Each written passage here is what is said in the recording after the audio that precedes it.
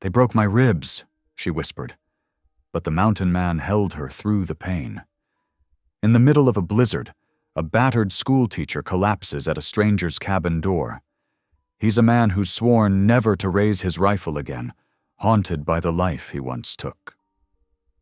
She's running from men who will kill to keep her silent. As the storm rages outside, he tends her wounds by lamplight, not knowing her secret could destroy them both. She owns the land the railroad wants, and the law is already bought. When the riders return for her, mercy and violence meet head-on in the snow. He made a vow never to fight again. But what happens when protecting the innocent means breaking that promise? And when the world turns cruel, can compassion still survive? Or will the mountains bury their last chance at redemption?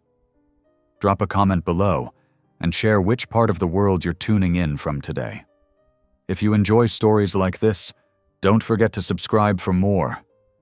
The mountain wind howled like a wounded beast, rattling the cabin's shutters as Owen Kearney worked by lamplight. His weathered hands moved with practiced care over the broken snare wire. Outside, snow piled against the rough-hewn logs, turning the world white and silent except for winter's fury.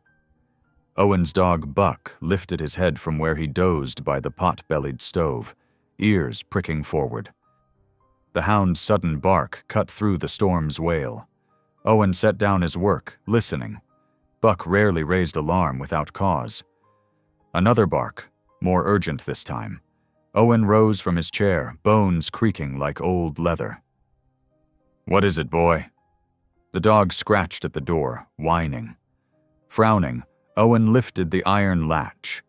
Bitter wind struck his face as he peered into the swirling white. At first he saw nothing but dancing snowflakes in his lantern's glow. Then Buck darted out, barking and circling something dark half buried in a drift. "Lord have mercy," Owen breathed. A woman lay crumpled in the snow, her skirts frozen stiff. Moving quickly despite his aching joints, he set down the lantern and lifted her. She was light in his arms, like a bird fallen from its nest. Her skin felt like ice against his rough palms. Inside, he laid her gently before the stove. Buck hovered nearby, whimpering. The woman's face was badly bruised, one eye swollen shut. Dark hair, streaked with silver at the temples, had come loose from its pins. Her breathing came in shallow gasps that spoke of deep pain. As Owen reached for a blanket, her good eye fluttered open. "They broke my ribs," she whispered, voice raw. "Don't let them find me." Her fingers clutched weakly at his sleeve before she slipped back into unconsciousness. Owen's throat tightened. Someone had done this deliberate harm, left her to die in the storm. He pushed away memories of another winter night, another woman he couldn't save. This one still drew breath. There might yet be time. Working quickly, he built up the fire and wrapped her in his warmest blanket. Her clothes were soaked through. With careful hands, he removed her snow-crusted boots and outer garments, averting his eyes to preserve her dignity. A gold band glinted on her left hand. Someone's wife, then. The thought of a man raising his fist to his own bride made Owen's jaw clench. He warmed water for broth, adding herbs he'd learned about from the mountain folk, willow bark for pain, yarrow for healing. When it was ready, he lifted her head and helped her take small sips. "Easy now," he murmured. "Just a little at time." Her ribs needed tending. Owen had bound enough injuries during the war to know the signs.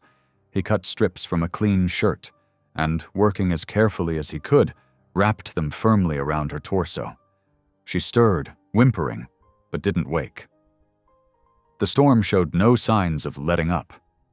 Wind screamed through the eaves like lost souls, while snow drifted higher outside. Owen settled into his chair by the stove, Bible in hand. He hadn't opened it much since Sarah died, but tonight the familiar words brought comfort as he kept watch. Hours passed. The woman's breathing steadied somewhat, though pain still creased her face. Owen dozed fitfully, waking at every change in the fire or shift in the wind. Buck lay pressed against the woman's side, sharing his warmth. Dawn came slowly, more sensed than seen through the storm's fury. Owen rose stiffly to add wood to the stove. The woman stirred, her good eye opening. This time awareness showed in her gaze as it found his face. "You're safe here," Owen said quietly, not wanting to startle her. "Storm's still bad, but you're out of the cold." She licked cracked lips. "Water?" He helped her drink, noting how she tried to hide her wincing. "Name's Owen Kearney," he offered. "This here's Buck." The hound's tail thumped at hearing his name. "Mira," she whispered. "Mira Talbot." Her voice was educated, Eastern maybe, though roughened by pain. "Thank you for—" A coughing fit interrupted her words, bringing fresh tears of pain to her eyes. "Save your strength, Mrs. Talbot. Ribs need time to heal." Owen spooned more broth between her lips. "Whoever did this, they won't find you here. Buck's a good guard dog, and I know how to use a rifle." She studied his face for a long moment before nodding slightly. Trust came hard in the mountains, Owen knew, but sometimes survival meant accepting help from strangers. The morning wore on. Owen tended the fire, made fresh broth, and changed the bandages around Mira's ribs. She bore it stoically, though her fingers gripped the blanket white-knuckled. When he was done, exhaustion dragged her back to sleep. Owen stood at the window, watching snow fall. 5 years he'd lived alone in these mountains, trading pelts for supplies twice a year, speaking to almost no one. Now this wounded woman had literally fallen across his threshold, bringing with her memories he'd tried to bury and questions he wasn't sure he wanted answered. Buck pressed against his leg, looking up with knowing eyes. "Yeah, boy," Owen sighed, scratching the hound's ears. "Reckon the good Lord has his reasons." At the stove, Mira slept on, her face troubled even in rest. Owen had fled to these mountains carrying his own burden of grief and guilt. But looking at her battered face, he felt something stir that he'd thought long dead, a desire to protect, to help make something right in a world full of wrong. The storm would pass eventually. Then would come decisions about what to do next. For now, though, his path was clear. He would guard this woman's healing as best he could and pray for guidance about the rest. Owen settled back in his chair, watching flames dance behind the stove's clouded glass. Buck resumed his post by Mira's side. Outside, the blizzard raged on, but within the cabin's walls, a fragile peace held sway, born of mercy offered and accepted in the face of winter's fury. His fingers found Sarah's marked Bible passages, traces of the life they'd shared before illness took her and their unborn child. The familiar ache rose in his chest, but somehow it felt different now. Less like an ending, more like a door creaking open to let in fresh air and light. "Lord," he whispered, "give me strength to help her, and wisdom to know how." The prayer felt rusty on his tongue after so long, but it eased something in his soul. Whatever came next, he was no longer alone with his memories in this snow-wrapped cabin. God had sent him someone to help, and maybe, though he hardly dared think it, someone to help him find his way back to life among people again. The morning deepened toward noon, though the storm's darkness made it hard to mark time's passage. Owen added more wood to the fire and settled in to wait, knowing that healing, of body and spirit both, couldn't be rushed. It would take the time it needed, like spring coming to the mountains. All he could do was provide shelter from the storm and trust that better days lay ahead. Morning crept into Owen's cabin through frost-covered windows, painting pale squares on the rough-hewn floorboards. The storm had settled sometime before dawn, leaving behind a hushed world of white. Inside, the iron stove ticked softly as it cooled, needing fresh fuel.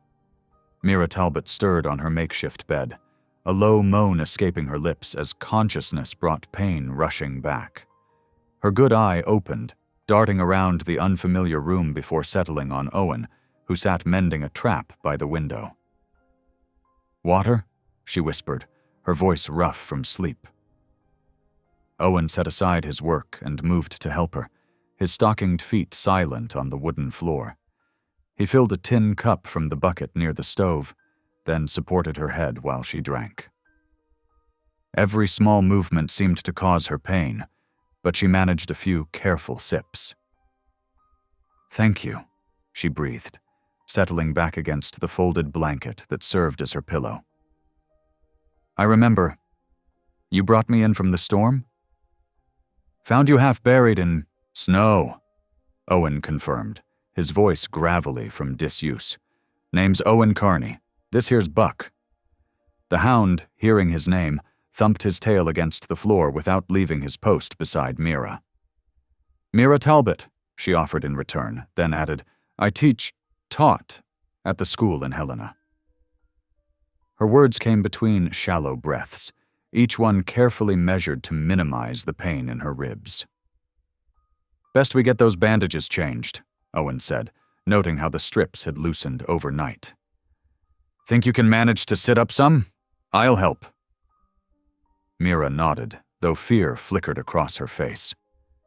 Owen's large hands were gentle as he helped her ease upward, supporting her weight while she found her balance. Still, she couldn't hold back a gasp of pain, her face going pale. "Easy now," he murmured. "Take your time." When her breathing steadied, Owen carefully unwound the old bandages. The bruising looked worse in daylight, dark purple spreading across her ribcage like storm clouds. He worked as quickly as he could, wrapping fresh strips of cloth around her torso. "You've done this before," Mira observed, trying to distract herself from the pain. "Army training.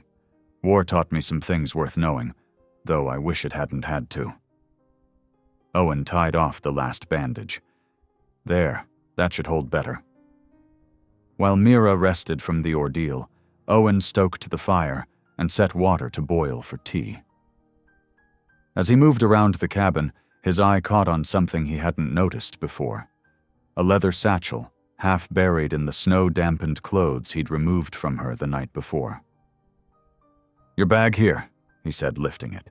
"Should probably dry these papers before they—" "The deeds," Mira interrupted, suddenly more alert. "Please, I need to see them." Owen brought the satchel to her. With trembling fingers, Mira extracted several folded documents, checking them for water damage. Relief softened her features when she found them mostly dry. "Land claim papers," she explained, smoothing them carefully. "For my husband's homestead, just outside Helena. He died last spring." Grief shadowed her face. "The railroad wants to run tracks through the property. Their men kept coming, offering to buy. When I refused—" Her voice caught. Owen's jaw tightened as understanding dawned. "They did this to you?" Mira nodded, clutching the papers closer. 3 men. Said they were giving me one last chance to sell. When I told them no again?" She shuddered at the memory. "I managed to get to my horse, but in the storm, I must have lost my way." "Lucky Buck heard you," Owen said quietly. He poured tea into 2 cups, adding honey to hers. "Here, this will help some." "They'll come looking," Mira whispered, accepting the cup with shaking hands. "When they realize I survived, they'll want to finish what they started." Owen moved to the window, studying the transformed landscape. Snow had drifted higher than his cabin's lower windows. The nearest town was 2 days' hard ride in good weather, longer in these conditions. "No one's reaching this cabin through that snow," he assured her. "Storms left 4, maybe 5 feet of fresh powder. Passes will be blocked for weeks."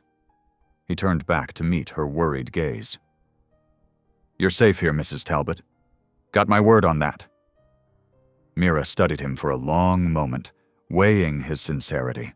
Whatever she saw in his weathered face seemed to ease some of her fear. She nodded slightly, then winced as the movement jarred her ribs. The day passed slowly. Owen kept the fire well fed and helped Mira take small sips of broth when she could manage it. As evening approached, he thawed some venison from his stores and set about making a hearty stew. The familiar tasks of cutting vegetables and preparing meat settled him. It had been years since he'd cooked for anyone but himself. The sound of another person's breathing in his cabin stirred memories he'd thought safely buried. Sarah humming as she worked at their old cook stove, the way she'd loved adding extra herbs to everything. A soft whimper drew his attention back to the present. Mira had fallen into an uneasy sleep, her face flushed. "James," she murmured, caught in some fever dream. "James, please don't let them." Owen laid his palm against her forehead, frowning at the heat he felt there. He added more wood to the stove, then retrieved his prized buffalo robe from its peg. The thick fur would keep her warmer than his wool blankets. As he tucked it around her, Buck shifted closer, pressing his solid warmth against her side. "Good boy," Owen whispered, scratching the hound's ears. "You keep watch with me." Outside, snow was falling again, thick flakes catching the last light of day. Owen settled into his rocking chair near the hearth, its familiar creak a counterpoint to Mira's labored breathing. He hadn't planned on having company this winter, but the Lord seemed to have other ideas. His fingers found his Bible, tucked in his shirt pocket where he always carried it, though he seldom opened it anymore. The spine crackled as he laid it in his lap, the pages falling open to where Sarah had marked her favorite passages. For the first time in years, the sight didn't bring only pain. The stew simmered on the stove, filling the cabin with savory warmth. Mira slept on, her dreams seemingly gentled by the buffalo robe's comfort. Owen rocked slowly, watching shadows dance on the walls and remembering how to share his space with another soul in need. The blizzard held the mountain in its grip for 2 more days, snow piling ever higher against Owen's cabin walls. Inside, time moved to the quiet rhythm of healing, the crack and pop of pine logs in the stove, Buck's soft whines when Mira stirred in pain, the whisper of bandages being changed. Owen worked with steady hands, his movements precise as he tended to his unexpected guest. Each morning, he crushed dried yarrow and golden seal from his stores, mixing the herbs with warm water to make poultices for Mira's bruises. The medicinal scent filled the cabin, earthy and sharp. "Where did you learn about these plants?" Mira asked on the second morning, watching him prepare the mixture. Her voice was stronger now, though she still spoke carefully around her healing ribs. "Mountain folk taught me some," Owen replied, his focus on his task. "Rest came from necessity. Living alone up here, you learn what works." He pressed the warm cloth gently against her side, his touch clinical but kind. Mira couldn't help but notice the contrast between his large, calloused hands and the tenderness of his care. "You have remarkable skill for a trapper," she observed. Owen just shrugged, moving to the stove where a pot of broth simmered. He filled a cup and brought it to her, supporting her head while she sipped. The warm liquid eased down her throat, rich with vegetables and venison. "Did you serve?" she asked after a while, studying his methodical movements. "In the war, I mean. You have a medic's way about you." Owen's shoulders tensed slightly. He nodded once but turned away, busying himself with heating stones by the fire. When they were hot enough, he wrapped them in cloth and tucked them carefully around her ribs. The warmth seeped into her aching muscles, bringing blessed relief. "Thank you," Mira said softly, "for all of this. I know it's not easy having a stranger impose—" "No imposition," Owen cut in, his voice gruff but gentle. "Owe it, truth be told." "Oh, what?" Owen stood by the window, his profile stark against the snowy light. For a long moment he said nothing, just watched the swirling flakes outside. When he finally spoke, his words came slow and heavy. "Mercy," he said. "Oh, mercy, because I once—" He paused, shoulders hunching. "Once took a life that wasn't mine to take." Mira remained quiet, sensing the weight of his confession. "Was after the war," Owen continued, still facing the window. "Hunting with Thomas Miller, neighbor from the valley, good man, family man." His voice caught. "Light was poor, saw movement in the brush, thought it was deer." He closed his eyes. "Wasn't." "Oh," Mira breathed, understanding washing over her. "An accident." "Accident don't make him less dead," Owen said roughly. "Don't make his children less fatherless." He touched something in his shirt pocket. A book, Mira realized. A Bible. "Swore that day I'd never raise a rifle against man nor beast again. Left the valley, came up here. Figured if I couldn't trust myself around people." His voice trailed off, but Mira heard the rest in his silence. Better to live alone than risk causing more harm. "Solitude isn't always the answer to guilt," she said gently. Owen turned from the window, his expression pained. "Ain't guilt alone that keeps me here. It's—" He gestured vaguely at his chest, where the Bible lay. "Lost my faith that day. Lost my wife Sarah not long after. Fever took her and our unborn child. Seemed like signs, pointing me to the high country." Mira thought of her own losses. James, their dreams of a school for all children regardless of color, the hatred that had stolen it all. "I understand," she said. "But sometimes what we think are signs pointing us away from people are really God leading us toward healing, even if it takes years to see it." Owen studied her for a long moment, something shifting behind his eyes. Without responding, he pulled on his coat and stepped outside onto the porch, Buck padding after him. The evening settled deeper around the cabin. Through the window, Mira could see Owen's silhouette, snow catching in his hair as he stared at the mountains.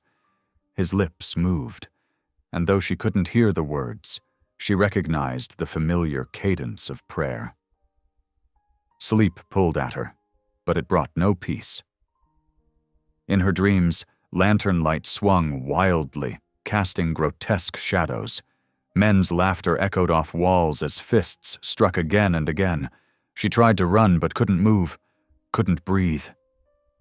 "Mrs. Talbot!" Owen's voice cut through the nightmare. "Mira, you're safe." She opened her eyes to find him kneeling beside her bed, concern etched on his weathered face. Buck pressed close, whining softly. Outside, the howling wind had finally begun to ease. "Sorry," she whispered, wiping tears she hadn't realized she'd shed. "The dreams—" "No need for sorry," Owen said. He adjusted the buffalo robe around her shoulders, then added another log to the stove. "Storm's breaking. Snow's letting up some." Mira nodded, grateful for the change of subject. "How long before the pass is clear?" "Week, maybe more." Owen settled into his rocker, Bible still in his pocket. "Rest easy. No one's finding this cabin till spring thaw, lest they know exactly where to look." He paused, then added quietly, "And I aim to keep you safe, Mrs. Talbot. No violence needed." His words carried the weight of both promise and penance. Mira watched him rock slowly in the firelight, this gentle giant of a man who had turned his greatest tragedy into a vow of peace. Perhaps they had both been led here, she thought, two broken souls finding unexpected sanctuary in the storm. "Thank you, Mr. Kearney," she murmured, feeling sleep return, softer this time. "I believe you." The fire crackled low in the stove. Outside, the wind slowly died away, leaving only the deep silence of snow-wrapped mountains. Owen kept his vigil in the rocker, Buck at his feet, as the night drew its quiet mantle around the cabin and its healing occupants. Morning brought a startling change. The endless gray of storm clouds finally broke apart, revealing patches of brilliant blue sky. Sunlight sparkled off the buried ridges, so bright it made Owen's eyes water when he stepped onto the porch. The world had transformed into a vast white silence, broken only by the occasional thump of snow sliding from pine boughs. Inside the cabin, Mira stirred at the sound of Owen chopping ice from the stream. Each strike of his axe rang crisp and clear through the mountain air. Buck lounged by her bed, thumping his tail whenever she reached to scratch behind his ears. When Owen returned, his beard was frosted and his arms laden with chunks of stream ice. He set them in a pot by the stove to melt, then turned his attention to breakfast. The familiar routine of morning tasks filled the cabin with homely sounds, the scrape of the cast-iron pot, the rustle of oats being measured, the crackle of fresh kindling catching flame. "Think you could manage some oatmeal today?" he asked, stirring the pot carefully. Mira nodded, trying to push herself more upright. Owen moved to help, adding another pillow behind her back. His movements were sure but gentle, mindful of her healing ribs. "Much obliged," she said, settling against the pillows. "Though I confess, I'm growing weary of being so helpless." Owen spooned the oatmeal into a bowl, adding a drizzle of precious honey. "Healing takes the time it takes," he said, sitting beside her bed. "No rushing it." He helped her with the first few spoonfuls, until her hands steadied enough to manage on her own. The oatmeal was plain but warming, sweetened just enough by the honey to make it a comfort. "How far are we from the nearest town?" Mira asked between careful bites. The question had been weighing on her mind since she'd awakened in this remote cabin. Owen considered, scratching his jaw. 2 days hard ride to Thompson Falls, weather permitting, longer in these conditions. He glanced out the window at the deep snow. "Pass won't be clear for weeks yet." Mira's spoon lowered to her bowl. "Then there's no hope of bringing those men to justice anytime soon." Her voice carried a weight of despair. "By spring, they'll have found some way to steal my land legally. They're clever that way." "Sometimes," Owen said slowly, "the good Lord delays help until hearts are ready to receive it proper." He stood, moving to tend the fire. "Seen it before. Man plans his way, but the Lord directs his steps."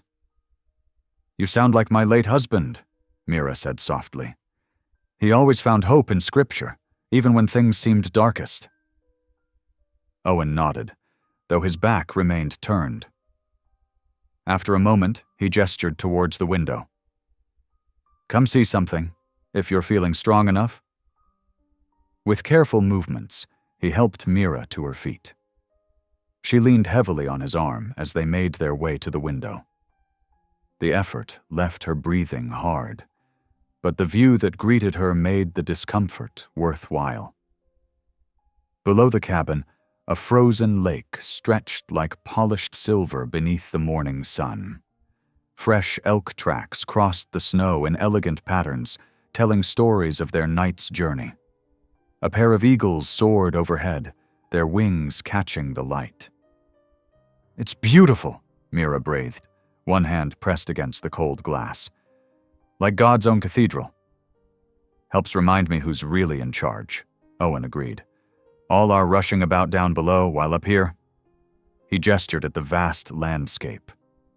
Time moves, different. Slower. More purposeful-like.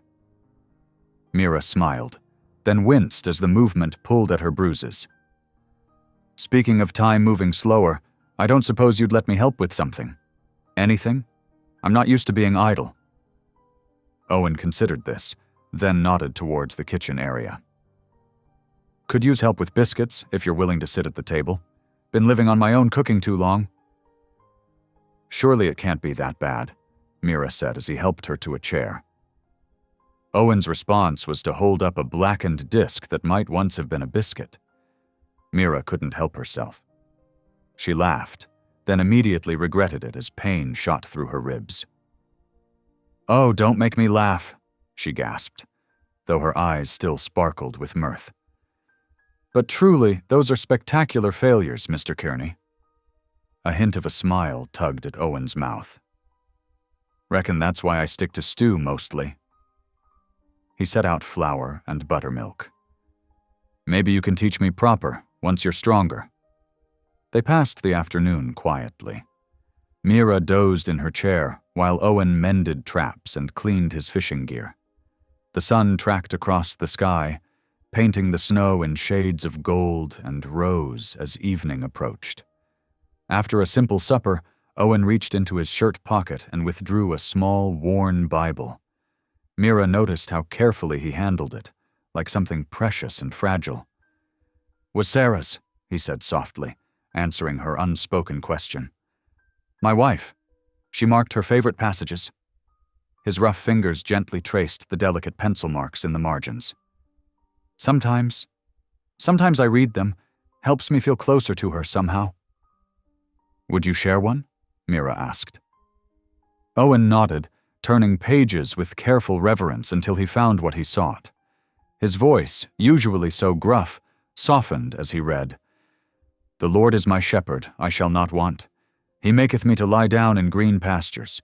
He leadeth me beside the still waters." Mira closed her eyes, letting the familiar words wash over her. She thought of James, how he'd read these same verses to their students, teaching them that God's love knew no color. Tears slipped silently down her cheeks. Outside, dusk was settling over the mountains. Smoke from the cabin's chimney rose straight and true in the still air, curling into the pink-tinged sky. The day's last light painted the snow-covered world in gentle watercolor shades. "Thank you," Mira whispered when Owen finished reading. "For everything." Owen closed the Bible carefully, returning it to his pocket. "You'll stand again soon," he said simply. Stronger than before. The quiet certainty in his voice carried more comfort than 1,000 empty reassurances might have done. Mira watched the last light fade from the sky, feeling something warm and tentative taking root in her heart. Something that felt remarkably like hope.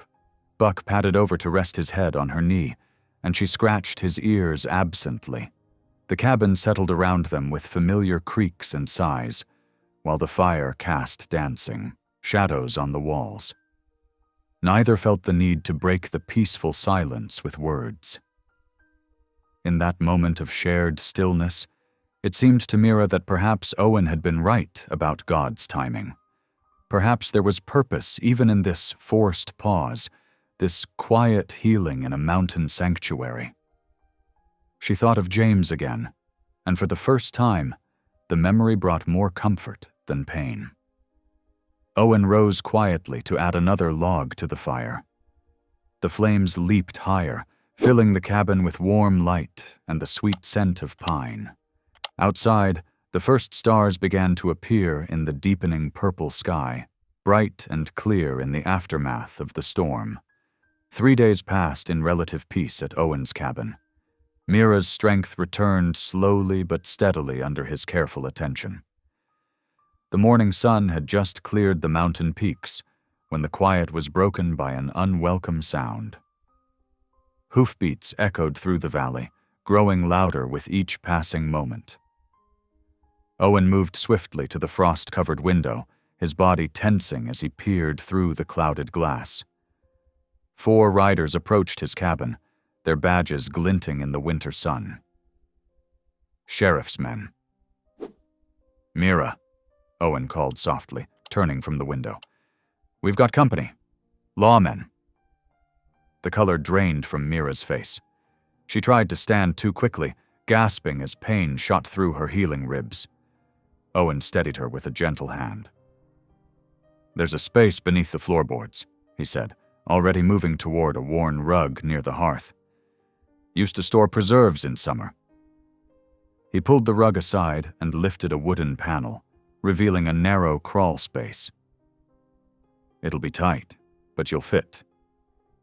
Mira grabbed her satchel containing the precious deed, but Owen took it from her. "I'll hide this separate," he said. "Better they don't find everything together if they search." The hoofbeats were almost upon them now. Owen helped Mira lower herself into the space, trying to position her so her ribs wouldn't bear too much weight. She bit her lip to keep from crying out as she settled onto the packed earth. "Stay still as you can," Owen whispered, replacing the panel. "No matter what you hear." He had just finished arranging the rug when heavy boots thumped onto his porch. A fist pounded the door. "Open up, Kearney," a rough voice commanded. Owen took his time responding, deliberately straightening his shirt before opening the door. Sheriff Al Grant stood there, flask-reddened face barely visible beneath his snow-crusted hat. 3 deputies flanked him, hands resting too casually near their gun belts. "Sheriff," Owen said coolly, "long ride from town." Grant's bloodshot eyes swept the cabin's interior. "Tracking a runaway widow," he announced. "Wanted for fraud. Dark hair, pretty despite being mixed up with coloreds. Name's Talbot." He spat the name like something distasteful. "Seen anyone matching that description?" "No," Owen replied, his tone remaining measured but taking on an icy edge. "Don't get many visitors up here. Storm's kept. The passes closed." "Mind if we look around?" Grant didn't wait for permission, shouldering past Owen into the cabin. His deputies followed, boots tracking snow across the floor. Owen stood perfectly still, watching as they rifled through his belongings. Beneath the floorboards, Mira pressed a hand to her mouth, trying to quiet her breathing. A deputy's boots stopped right above her head, and she could hear the wooden panels creak under his weight. "Check the barn," Grant ordered 2 of his men. They clomped back outside, leaving the sheriff and 1 deputy to continue searching the cabin. Grant paused by Owen's table, picking up a tin cup still warm with coffee. "2 cups," he noted. "Expecting company, Kearney?" "One's from breakfast," Owen said evenly. "Other's fresh. I drink a lot of coffee." The sheriff's eyes narrowed, but before he could respond, his men returned from the barn. "Nothing out there," one reported. "Just some traps and pelts." Grant nodded slowly, turning back to Owen. "Railroad company's mighty interested in finding Mrs. Talbot," he said. "That land of hers is railroad property now, legal and proper. Be a shame if anyone tried interfering with progress." His hand settled meaningfully on his gun belt. "A real shame." "I mind my own business," Owen replied, voice flat. "Suggest you do the same." The sheriff's face darkened, but he gestured to his men. They filed out, Grant pausing in the doorway. "We'll be watching the trails," he warned. "Any stranger shows up in town, we'll know." Owen shut the door firmly behind them, waiting until the sound of hoofbeats faded into distance before moving to the rug. He lifted the panel carefully. Mira lay curled in the cramped space, trembling from more than just the cold earth beneath her. Pain lined her face as Owen helped her out. Her ribs had taken too much strain in the awkward position. "Easy now," he murmured, supporting her weight as she straightened. "Let's check those bindings." He helped her to a chair, gathering fresh bandages and the herbal poultice he'd been using on her injuries. His hands were gentle as he examined her ribs, but his jaw was set in a hard line. "I've done nothing wrong," Mira whispered, wincing as he rewrapped the bandages. "That land was James's legacy, our dream of a school where all children could learn together. The railroad men offered to buy it, but when I refused..." She shuddered. "They came at night, said no one would believe a woman who'd married a colored man anyway." "You did nothing wrong," Owen confirmed quietly. "But it seems the law itself is bought and paid for." He tied off the bandage, his movements precise despite the anger evident in his bearing. "Rest now. You're safe here." Mira watched as he moved to the door, taking down the axe that hung there. The blade had grown dull from neglect. Owen carried it to his work table and began to sharpen it with slow, methodical strokes. The steady scrape of stone against steel filled the cabin as afternoon faded to evening. Mira studied Owen as he worked, noting the control in every movement. This was not a man preparing for violence, she realized, but one who had learned to channel his fury into productive tasks. The axe would split firewood to keep them warm. Nothing more. When full dark settled over the mountains, Owen set aside the freshly sharpened axe. He lit the lamp that sat on a shelf near his bed, then knelt beside it. The lamplight caught the silver threading through his dark hair as he bowed his head. "Lord," he prayed softly, "give me wisdom to protect without hatred, and strength to defend without vengeance." His voice dropped lower, almost inaudible. "Help me keep my vow." Mira closed her eyes, adding her own silent prayer to his. Outside, snow began to fall again, covering the tracks of the sheriff's horses, while inside, two wounded souls sought guidance by the quiet light of a single lamp. The tiny flame cast their shadows large against the cabin's log walls, a man on his knees, and a woman wrapped in borrowed blankets, both seeking a path through darkness neither had expected to face. But they faced it together now, their futures somehow intertwined by circumstance and choice, and perhaps something greater than either understood. The morning sun cast long shadows through the frost-covered windows of Owen's cabin as he worked, carefully measuring and cutting pine boards. His movements were precise, each saw stroke deliberate as he shaped the wooden frame that would help Mira sit upright and strengthen her healing ribs. Mira watched from her bed near the hearth, wrapping a wool blanket tighter around her shoulders. "You don't have to go to such trouble," she said softly. Owen glanced up, sawdust clinging to his sleeve. "Need to get you moving proper," he replied. "Ribs won't heal right if you stay flat too long." His voice was gruff but gentle, the same tone he used when calming spooked horses. The sling frame took shape under his careful hands, a sturdy backrest with rope supports that could be adjusted to help Mira find comfortable positions. By midday, he had it finished and moved it near her bed. "Ready to try?" he asked, offering his arm for support. Mira nodded, though fear flickered across her face. The memory of pain was still fresh. Owen helped her shift slowly, one hand supporting her back while the other steadied her elbow. She gasped as her ribs protested, but he didn't rush her. "Breathe through it," he murmured. "Small breaths at first." When she was finally settled against the frame, tears of both pain and relief traced down her cheeks. Owen pretended not to notice, adjusting the ropes until she found the most comfortable position. "Thank you," she whispered. He nodded, then brought her a cup of willow bark tea. "Drink this. It'll help with the pain." Each day that followed established a gentle routine. Every morning, Owen would help Mira to the frame, supporting her as she learned to breathe deeper, despite the protest of her healing ribs. His hands were always steady, holding her sides with just enough pressure to brace against the pain. On the third day, as afternoon light spilled golden through the windows, Mira finally spoke of James.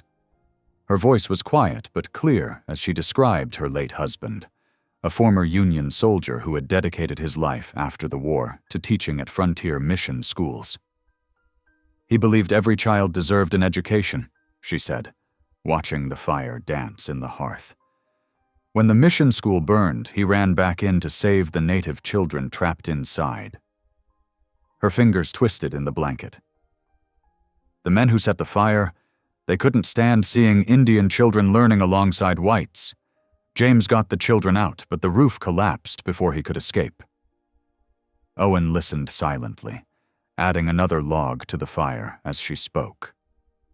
When she finished, tears flowing freely now, he didn't offer empty words of comfort. Instead, he simply sat nearby, his presence steady and understanding. "Sometimes I dream of that night," she admitted. "The flames, the children's screams, James calling out." She pressed a hand to her mouth, trying to contain a sob that shook her injured ribs. "Survival is courage itself," Owen said quietly, echoing words his mother had once spoken to him. "Living on, carrying their memory, that takes more strength than most know." The fourth day brought Owen's own story, shared in pieces as he helped Mira with her breathing exercises. He spoke of Sarah, his wife, and the child they had lost to fever 5 winters past. His voice grew rough as he described holding Sarah's hand through the final night, watching helplessly as both she and their unborn baby slipped away. "She marked passages in her Bible," he said, glancing at the worn book on his shelf. "Said they gave her peace. I haven't opened it since." Mira reached out, her hand light on his arm. "Maybe someday," she said softly. The 5th and 6th days passed in quiet companionship, broken by moments of shared pain and cautious healing. Owen noticed Mira growing stronger, her breathing easier though still careful. She began asking about his life as a trapper, genuinely interested in the small details of his solitary existence. He found himself speaking more than he had in years, describing the rhythm of seasons in the mountains, the languages of birds and animals, the way snow changed color with the light.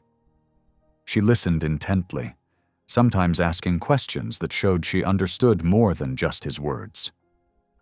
On the 7th evening, as fresh snow drifted past the windows like falling stars, Mira insisted on helping with supper. Owen protested at first, but her determination won out. "I can't lie about uselessly forever," she said firmly, though her voice wavered slightly. "Please let me do something." He helped her to the table, positioning the sling frame so she could sit comfortably. She stirred the venison stew with one hand, the other pressed protectively against her ribs. The simple domestic scene stirred something in Owen's chest, an ache he'd thought long buried. They ate together in comfortable silence, steam rising from their bowls like prayer. The cabin felt different somehow, warmer despite the growing cold outside. When they finished, Owen cleared the bowls while Mira remained at the table, lost in thought. "Owen," she said finally, her voice barely above a whisper, "have you ever forgiven yourself for the accident with your friend?" The question hung in the air between them, heavy as storm clouds. Owen moved to the hearth, taking his time selecting another log for the fire. He placed it carefully on the flames, watching sparks rise up the chimney like fleeing stars. He didn't answer. He couldn't. The weight of that old guilt still pressed too heavily on his heart. Instead, he tended the fire until it blazed bright and warm, its light painting the cabin walls with dancing shadows. Mira didn't press him further. She understood some wounds needed more time to heal than broken ribs. Some required a different kind of medicine altogether, the kind found in shared meals, quiet conversations, and the gentle presence of another wounded soul who understood the depth of loss. The fire crackled softly, filling the silence with its ancient song. Outside, snow continued to fall, each flake a tiny blessing covering the scars of earth and memory alike. Inside, two people who had known too much of loss and pain sat in companionable quiet, letting the evening wrap around them like a healing blanket. The wounds they carried, both physical and spiritual, were still raw, still tender to the touch. But something was changing, as subtle as the lengthening of days after winter solstice. In helping each other heal, they were discovering that perhaps their own healing wasn't as impossible as they'd believed. Owen added one final log to the fire before they retired for the night. Its warm light filled the cabin with a gentle glow, like hope taking shape in the darkness. Neither spoke of forgiveness again, but its possibility hung in the air between them, as real and tangible as the snow falling outside their door. The January days stretched like taffy, slow and sweet, marked by the rhythms of healing and household tasks. Morning light would find Owen stoking the cabin's fire to life, while Mira practiced her breathing exercises, each day a little stronger than the last. Her ribs still ached, but the sharp agony had dulled to a manageable throb. One morning, Owen disappeared into his workshop after breakfast, the sound of sawing and planing drifting through the cabin walls. Mira sat in her sling chair by the window, watching snowbirds flit between the pine branches. The afternoon sun cast long shadows when Owen finally emerged, carrying what looked like fresh-cut pine boards. "Thought you might want somewhere proper to write," he said, setting the boards down. His hands moved with quiet purpose as he assembled what she realized was a small desk, perfectly sized to fit beside her bed. Mira's throat tightened with emotion. "Owen, you didn't have to. Need to write that letter to the marshal, don't you?" He kept his eyes on his work, but his ears had gone pink. "Can't have you trying to write on your lap like some schoolgirl." The desk took shape under his careful hands. A simple but elegant piece with a slight slope and a small drawer for paper. When he finished, he helped her settle at it, making sure the height wouldn't strain her healing ribs. "It's perfect," she whispered, running her fingers along the smooth pine surface. Owen had even sealed it with beeswax, giving the wood a soft gleam in the lamplight. With paper and ink from her rescued satchel, Mira began composing her letter to the territorial marshal. Her hand trembled slightly as she detailed the attack, the railroad men's threats, their fists, the crushing pain.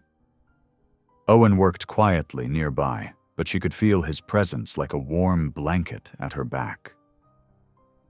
"Do you think it will reach Helena before spring?" she asked, sealing the envelope. Owen considered, scratching his beard. "Snow's deep, but mail riders still make the run every few weeks. We'll get it to town somehow." While waiting for a chance to send the letter, Mira noticed Owen eyeing her books with poorly hidden interest. One evening, as she sat marking assignments in an old primer, she caught him mouthing words from her open Bible. "Would you like to read together?" she offered gently. He stiffened, embarrassment crossing his face. "Never was much good at book learning." "Neither was St. Peter, I expect," she said, smiling. "But God used him anyway." That broke through his reserve, earning a small chuckle. Soon they fell into a routine. After supper, they would sit by the fire while Mira helped him sound out words from her primer or the Bible. Owen proved a determined student, though he often grew frustrated with his slow progress. "Patience," Mira would remind him, just as she did with her youngest pupils. Rome wasn't built in a day. His reading improved steadily, and with it came something else, a rekindling of faith long dormant. One evening, as they worked through Psalms, Owen's voice caught on a familiar verse. "The Lord is my shepherd," he read slowly. "I shall not want." His fingers traced the words. Sarah loved this one, used to sing it while she worked. Mira touched his arm gently. She marked this page, she noted, seeing the pressed flower still preserved between the leaves. Owen nodded, unable to speak for a moment. When he did, his voice was rough with memory. "Indian paintbrush. She picked it the day we learned about the baby." The next morning, Mira heard him humming the Psalms tune while he chopped wood outside. She joined in from her desk, her clear voice carrying the melody, while his deeper one provided harmony through the cabin walls. The simple music filled the space between them with something warm and healing. Days took on a comfortable pattern. Mornings were for chores and reading lessons, afternoons for writing and conversation. Owen showed her how to identify animal tracks in the snow, while she taught him the proper way to hold a pen. They shared stories over meals, she of her schoolhouse adventures, he of his years in the mountains. But it was the quiet moments that seemed to matter most. The way Owen always made sure her tea was just hot enough without scalding. How Mira would notice when his eyes grew tired from reading and suggest they rest. Small kindnesses, offered and received without comment, but with growing warmth. One evening, as fresh snow began falling outside, Mira found the courage to ask the question that had been building in her mind. "Owen," she said carefully, marking her place in the primer they'd been studying, "why do you never leave the mountain?" He was silent so long she thought he wouldn't answer. Finally he spoke, his voice low. "Crowds make me feel exposed. Like every eye is judging, even God's eyes sometimes." The confession hung in the air between them. Mira considered her words carefully before responding. "Maybe he's not judging," she said softly. "Maybe he's just waiting, like a father watching his child learn to walk again after a fall."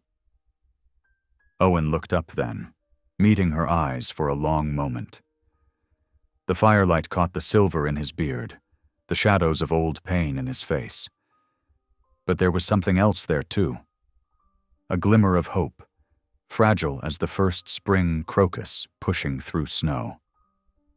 Outside, snow began falling again, gentle this time. The flakes drifted past the window like feathers, each one catching the last light of day.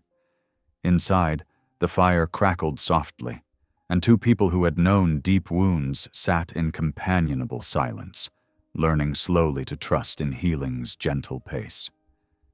Mira returned to her writing, but she could feel something had shifted, like ice beginning to thaw. Owen moved to add wood to the fire, his movements sure and steady.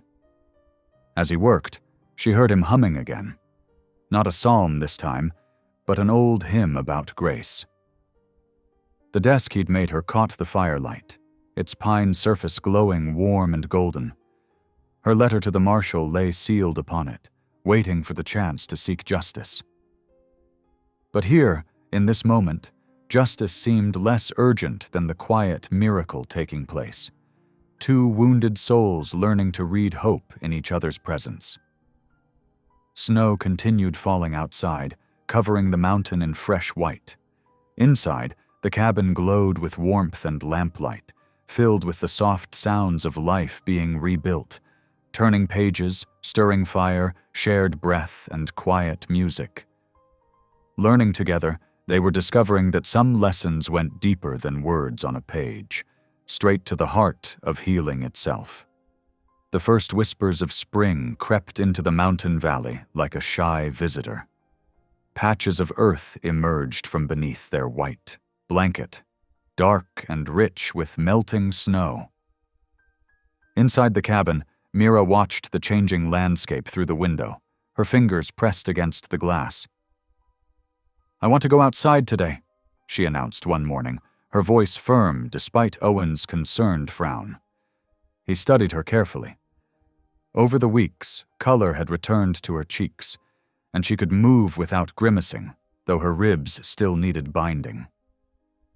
"Ground's treacherous with the thaw," he said. "Please, Owen." Her eyes met his. "I need to feel the sun again." He recognized that look, the same quiet determination that had kept her alive in the storm. After a long moment, he nodded. "We'll take it slow." Owen helped her bundle up in layers, wool shirt, heavy coat, and his thickest buffalo robe wrapped around her shoulders. He dressed similarly, making sure his boots were properly laced for the slick terrain. The cabin door creaked open, letting in a rush of crisp mountain air. Mira inhaled deeply, closing her eyes at the sharp, clean scent of melting snow and pine. Owen stood close, one strong arm supporting her as she took her first steps onto the porch. "Easy now," he murmured as she gripped his arm. Her legs trembled slightly from weeks of disuse, but her smile was radiant. They made their way carefully down the gentle slope towards the river, their boots crunching through patches of crusty snow. Mira had to pause several times to catch her breath, but she refused to turn back. Owen matched her pace without complaint, his presence steady and reassuring.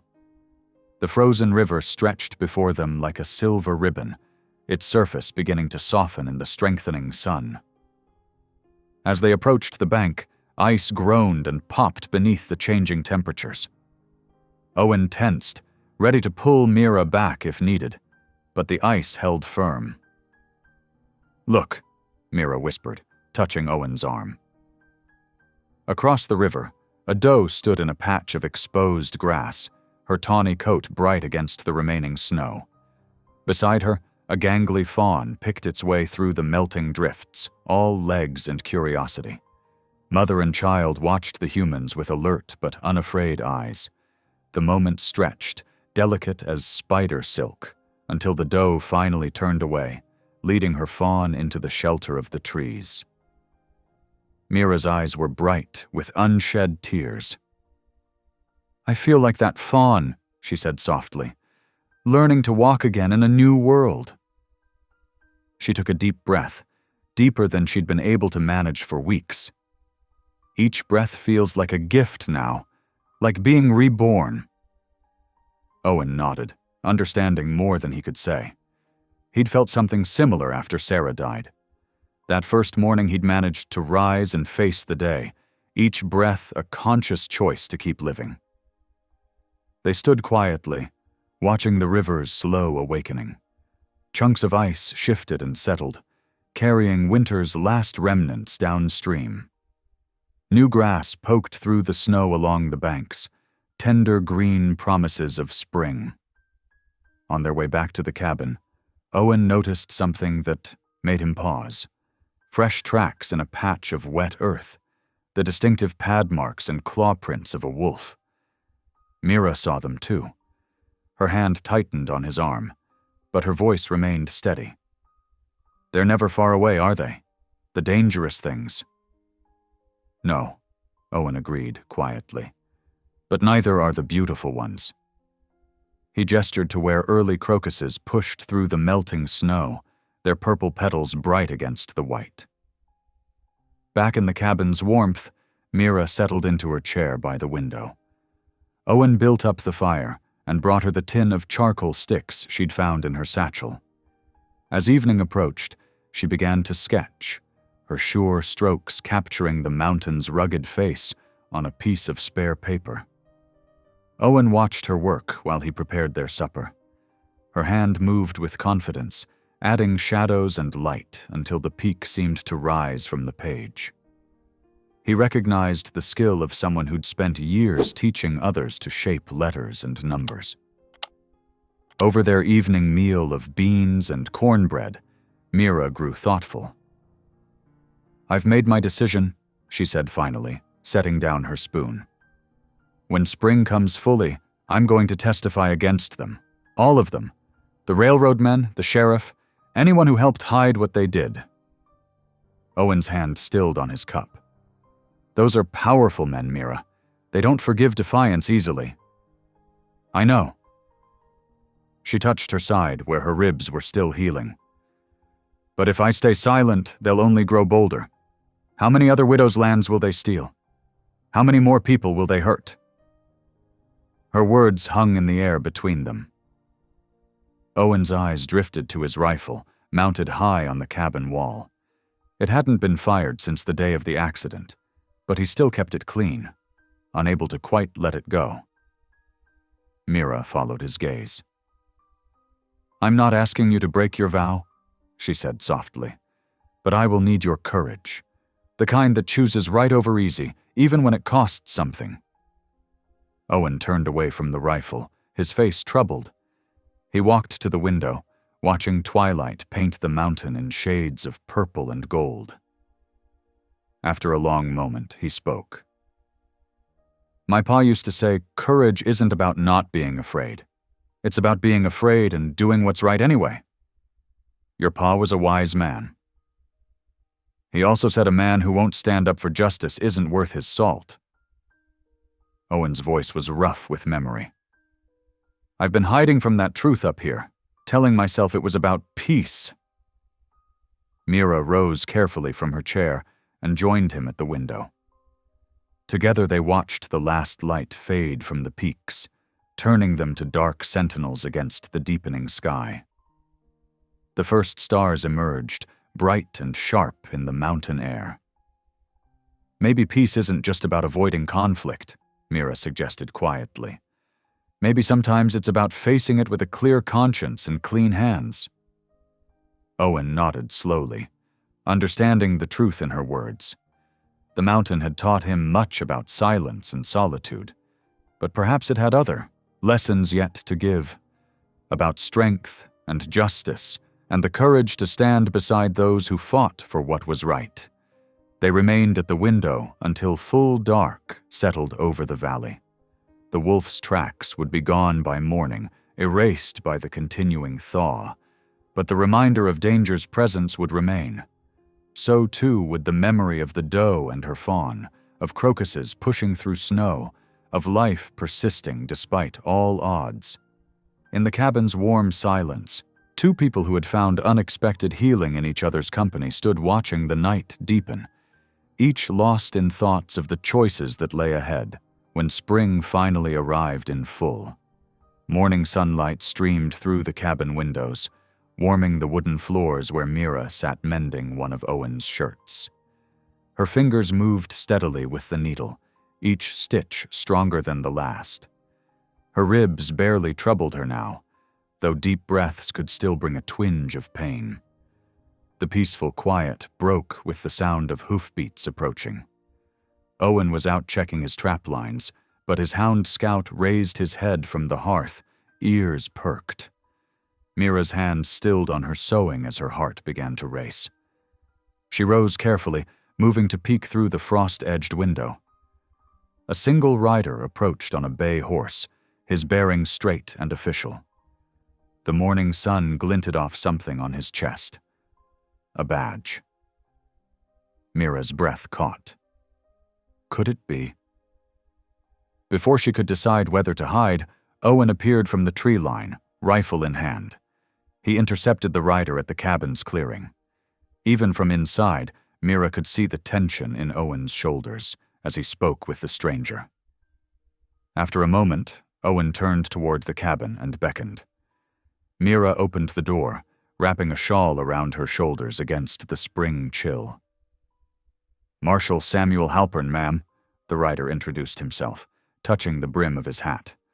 He was a weathered man with gray at his temples and keen eyes that missed nothing. Got your letter about 3 weeks back? Took some time to verify the claims, but I came as soon as the passes cleared. Relief flooded through Mira. Her letter had made it through. Please, come inside, Marshal, she said, her voice steadier than she felt. Owen built up the fire while Mira set water to boil for coffee. Marshal Halpern settled into the offered chair, removing his hat and placing it on his knee. He withdrew a leather folder from his saddlebag. I've reviewed your land claim documents thoroughly, Mrs. Talbot, he said, spreading papers on the table. Everything's in order, properly filed and witnessed. Your late husband's purchase of the property is legitimate, as is your inheritance. Mira's hands trembled slightly as she poured the coffee. Then the railroad has no right to force me off my land? None whatsoever. The marshal's face hardened. But Silas Reeves isn't known for respecting rights that stand in his way. He's been buying up property all along the proposed rail line, some legally, some through less savory means. Owen leaned against the wall, arms crossed. The men who hurt her were working for him? Almost certainly, though proving it won't be easy. Reeves keeps his hands clean, lets his hired muscle do the dirty work. Halpern sipped his coffee. But if Mrs. Talbot is willing to testify about the attack, we might finally have a chance to bring him to account. Several other landowners have complained, but most are too frightened to speak up officially. Mira straightened her spine, though her voice shook slightly. I'll testify, whatever it takes. The marshal nodded approvingly. It won't be easy. Reeves has deep pockets and friends in high places. He's already trying to file counterclaims, saying your husband's purchase wasn't properly registered. That's a lie, Mira said firmly. I have all the original documents right here. She retrieved her satchel, showing him the carefully preserved papers. Good. Keep those safe. They're your strongest defense. Halpern turned to Owen. The spring circuit court opens in Helena in 2 weeks. Can you get her there safely? Owen was quiet for a long moment, studying the floor. Finally, he nodded. I know the trails. Once the last snow melts off the high passes, we can make it in 3 days' ride. I'll have deputies watching the main approaches to town, but be careful. Reeves isn't above trying to stop witnesses from reaching court. The marshal finished his coffee and stood. I need to check on some other claims before heading back. Mrs. Talbot, I'll see you in Helena. After seeing the marshal off, Owen and Mira sat in silence as the implications of his visit sank in. Finally, Mira spoke softly. I know this asks a lot of you. Leaving your mountain, facing people again. Owen moved to the window, watching Halpern's horse disappear down the trail. Been hiding up here too long anyway, he said gruffly. About time I remembered what I was hiding from. That evening, Mira carefully packed her few belongings and the precious documents into her satchel. Owen checked his gear methodically. Saddle, bridle, cooking pot, ammunition. His hands hesitated over his rifle where it hung on the wall. Mira watched him, understanding his struggle. The marshal said Reeves's men might try to stop us, she said gently. Having it might prevent trouble, just for show. Owen's jaw tightened, but he nodded. The rifle came down from its hooks for the first time in years. He cleaned it with careful hands, his movements precise, but troubled. They rose before dawn the next morning. The air was sharp with lingering frost, but hints of spring softened the edges. Snow still capped the highest peaks, but the lower slopes showed patches of green where meltwater fed the new grass. Owen saddled his horse and loaded his pack mule while Mira made a final check of the cabin. She stood in the doorway, touching the rough-hewn logs that had sheltered her healing. Thank you, she whispered to the little house that had saved her life. Outside, Owen waited patiently, holding the horse's reins. He'd fashioned a makeshift side saddle arrangement to accommodate her skirts. Scout whined softly, sensing change in the air. He'll be fine, Owen assured her, seeing her concerned look at the dog. Knows to hunt for himself when I'm gone, always comes back. Mira scratched Scout's ears one last time, then let Owen help her mount. Her ribs protested slightly at the movement, but she settled securely in the saddle. Owen swung up onto the mule, leading the pack horse behind. As they started down the trail, The sun crested the eastern ridge, painting the snow-touched peaks in rose and gold. Ravens wheeled overhead, their calls echoing across the valley. Mira turned in the saddle for one last look at the cabin, already growing small in the distance. The little house stood brave and lonely against the mountain backdrop, smoke still curling from its chimney into the crystal morning air. For a moment, Mira saw it as it had appeared to her that desperate night, a beacon of light in the howling storm, a harbor of mercy when she'd needed it most. She touched the satchel at her side, feeling the solid shape of the documents within. Then she faced forward, toward whatever justice awaited in Helena. Beside her, Owen rode silent but steady, his rifle across his saddle like a reluctant shield against the world they were riding to meet.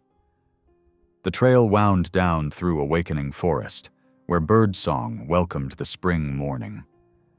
Behind them, the mountain stood sentinel, keeping its quiet watch over empty cabin and new melting snow, while ahead the path led back to civilization, and all the dangers and hopes that waited there. The mountain trail wound down through patches of melting snow and early spring mud. Every hoofbeat sent jolts of pain through Mira's healing ribs, though she tried not to let it show. Owen rode slightly ahead on his mule, scanning the path with the watchful eyes of a former scout. The rifle across his saddle caught occasional glints of sunlight filtering through the pine branches. "We should rest a spell," Owen said, noting how Mira gripped the makeshift side saddle with white-knuckled hands. He'd fashioned it carefully from his old cavalry saddle, but nothing could fully smooth the jarring descent from the high country. Mira shook her head, her jaw set. "I can manage. We need to make good time while the weather holds." Owen studied the sky, where heavy clouds gathered over the western peaks. "Storm's coming. Better to stop early and find shelter than get caught in the open." They made camp beside a half-frozen creek, where a stand of thick pines offered protection from the wind. Owen helped Mira down from the horse, his hand steady and careful around her waist. She winced but managed a grateful smile. "Let me check those bindings," he said, leading her to sit on a fallen log while he gathered firewood. The creek muttered and gurgled beneath its icy crust as Owen built a small fire.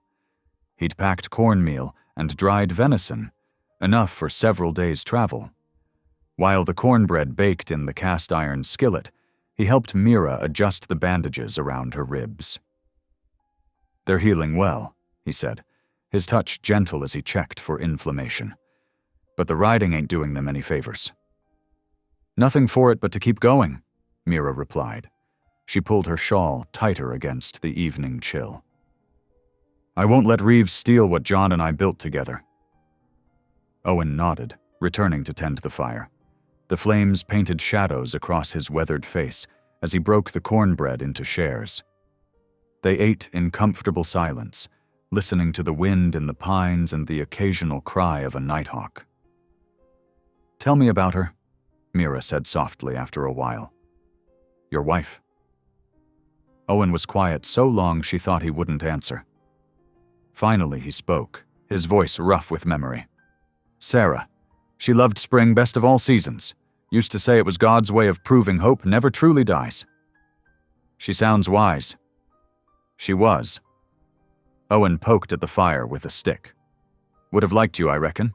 You've got that same quiet strength she had." As night deepened, Owen spread their bedrolls on opposite sides of the fire. He took first watch, rifle across his knees, while Mira tried to find a position that didn't make her ribs scream. The wolves began their nightly chorus in the distance, but Owen's presence kept fear at bay. When sleep finally came, it brought dreams to them both. Mira dreamed of her husband, John, standing proud before the schoolhouse they'd built together, dark hands gentle as he helped native children with their letters. The dream shifted to flames, to cruel laughter and breaking glass, to John falling as he tried to save the children. She woke with a gasp, but Owen's steady breathing across the fire helped ground her in the present. On his own bedroll, Owen dreamed of Sarah. She stood in their old cabin's doorway, sunlight in her hair, one hand resting on her swollen belly. "You've done enough hiding, love," she said, her smile gentle but firm. "Time to live again." Dawn broke gray and cold. They ate the leftover cornbread while Owen checked the horses. The pack mule had developed a limp, forcing them to redistribute the load between the remaining animals. By mid-morning, they began encountering other travelers on the trail. Settlers hauled timber on creaking wagons, eyeing the strange pair with suspicion, a proper-looking woman riding side-saddle beside a rough mountain man. Owen kept his responses to greetings minimal, his shoulders tense at each encounter. "Been a while since you've seen so many folks?" Mira asked during one of their rest stops. Owen grunted. "Prefer animals, they don't judge." "Not all judgment is harsh," she said softly. "Sometimes people just need to see you're trying your best." The second day brought worse weather and rougher terrain. The trail descended through rocky switchbacks, where patches of ice made the footing treacherous. Mira's ribs burned with each careful step the horse took, but she pressed her lips together and endured. By late afternoon, the landscape began to change. The wild mountain forest gave way to scattered homesteads and fenced pastures. The first distant whistle of a locomotive echoed across the valley, making Owen's mule pin back its ears. "Whitehorn's just over that ridge," Owen said, pointing to where black smoke streaked the horizon. "Railroad town. Rough place." Mira straightened in her saddle despite the pain, squaring her shoulders. "Then we'll be rough too, if we must." They crested the final hill as sunset painted the sky in sheets of copper and gold. Whitehorn sprawled below them, a chaos of wooden buildings and muddy streets, dominated by the railroad yard where massive locomotives belched steam and cinders.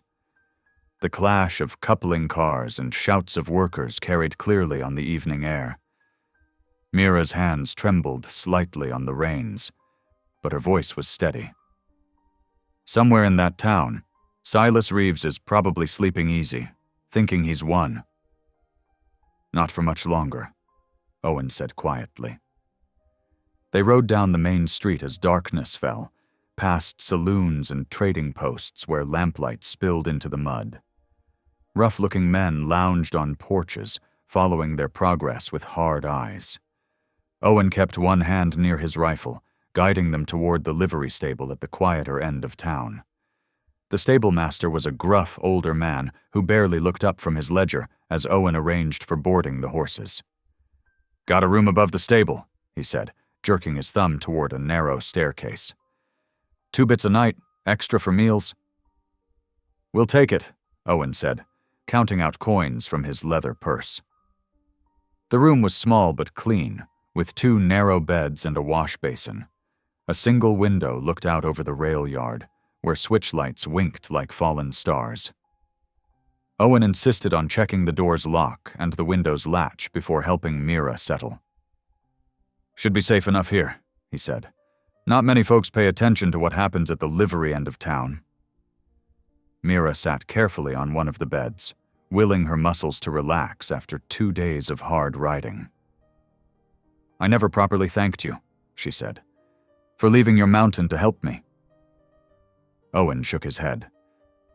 "No thanks needed. Sometimes the Lord just shows you where you're meant to be." They shared the last of their trail bread and dried meat, too tired for conversation. Before sleeping, they knelt together beside their beds, prayer coming as natural as breathing in the quiet room.